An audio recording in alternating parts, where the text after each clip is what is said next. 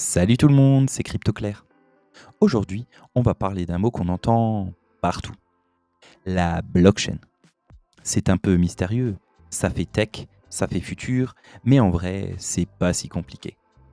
En 5 minutes, tu vas comprendre ce que c'est, comment ça marche et pourquoi tout le monde en parle. Allez, c'est parti. Mais alors, c'est quoi la blockchain? Imagine un carnet géant où on note toutes les transactions, toutes les informations importantes. Mais ce carnet n'est pas dans un bureau, ni chez une entreprise. Il est en réalité copié chez des milliers de personnes dans le monde. Chaque fois qu'on note quelque chose dans ce carnet, comme par exemple Alice envoie 10 € à Bob, tout le monde reçoit la mise à jour. Impossible d'effacer une ligne, impossible de tricher. C'est ça la blockchain. Un registre partagé, transparent et impossible à modifier sans que tout le monde le voie. Tu me diras, mais pourquoi appelle-t-on ça une chaîne de blocs ou une blockchain? Maintenant, imagine que ce carnet n'est pas fait de pages, mais de blocs. Chaque bloc contient une liste d'informations, des transactions, des données, et peu importe en fait.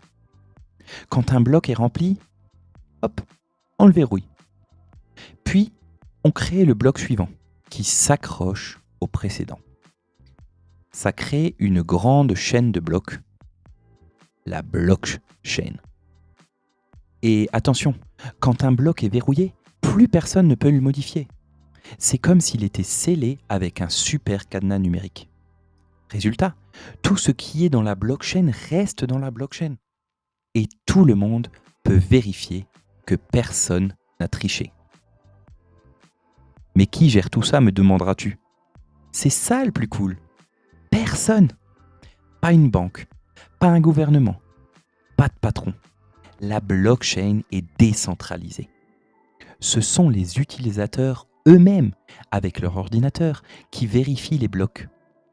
On appelle ça des nœuds ou des mineurs, selon la façon dont la blockchain fonctionne. Ils vérifient que les informations sont valides. Et si tout le monde est d'accord, le bloc est ajouté à la chaîne. C'est comme un vote géant. Si 51%, 70 ou 90% des participants approuvent, alors c'est bon. Mais pourquoi ça sécurise tout? En fait, la sécurité vient de 3 grands principes. Le premier principe est la décentralisation. Si une copie est modifiée, tous les autres disent non, ça c'est faux. Le deuxième grand principe est la cryptographie. Les blocs sont protégés par des calculs mathématiques super solides.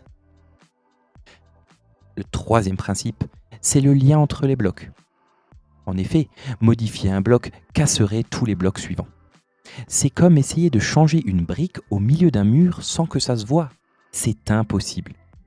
Résultat, pour hacker une blockchain, il faudrait attaquer des milliers d'ordinateurs en même temps. C'est juste irréaliste. Mais ça sert à quoi, me demanderas-tu? On connaît surtout la blockchain grâce au Bitcoin et aux crypto-monnaies. Mais ça sert à beaucoup plus.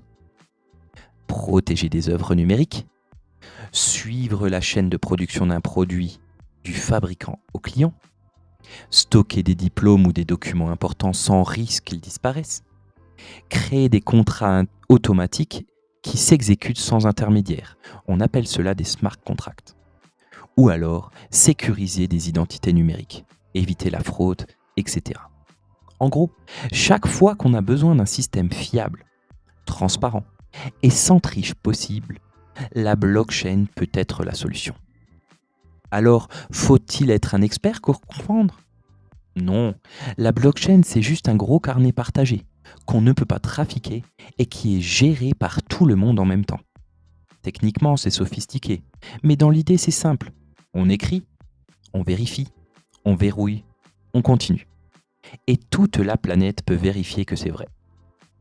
Voilà, en 5 minutes tu as compris la blockchain mieux que 90% des gens. Si tu veux une vidéo sur les crypto-monnaies, les NFT, les smart contracts ou autres, dis-le en commentaire. Et bien sûr, like, partage et abonne-toi. À très vite.